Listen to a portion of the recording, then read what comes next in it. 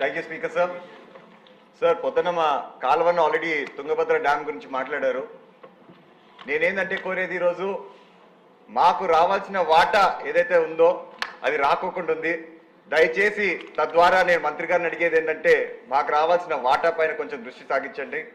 అదేవిధంగా దిగువనున్న నియోజకవర్గాలు ముఖ్యంగా తాడిపత్రి, సింగనమల్ల, గుంతకల్కి లైనింగ్లు లేక మాకొచ్చే 6 ఎకరా సరిపోయేంత నీరు కూడా మాకు రావట్లేదు.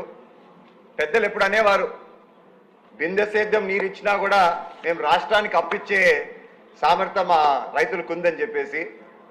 నిన్నగాక మొన్న ఒక కుర్రాడు వచ్చాడు నా దగ్గరికి అధ్యక్ష.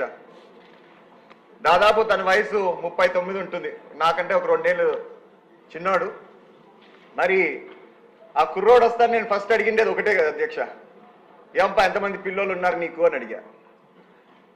ఆ కుర్రోడు ఒకటే అన్నాడు, అన్న పిల్లల్ని పక్కన పెట్టు, నాకు పిల్లలు ఇచ్చేవాళ్ళు లేరు, ఎందుకు అంత మాట అంటున్నావు అంటే, అన్నా నేను రైతు అని చెప్పి నా దగ్గరకు వచ్చేవాళ్ళు లేరన్నా. అందుకు దయచేసి మీ ద్వారా నేను మంత్రి గారిని ఏం కోరుతున్నానంటే ఇటువంటి రైతులకి మరొక్కసారి మనము భరోసా ఇవ్వాలా.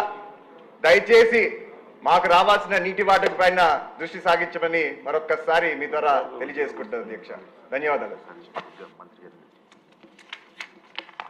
పౌర సభ్యులందరికీ రిక్వెస్ట్ అండి, కర్నూలు జిల్లా నుంచి ఈ ప్రాజెక్ట్ గురించి ఎవరైనా మాట్లాడితే మాట్లాడొచ్చు. Please subscribe .news.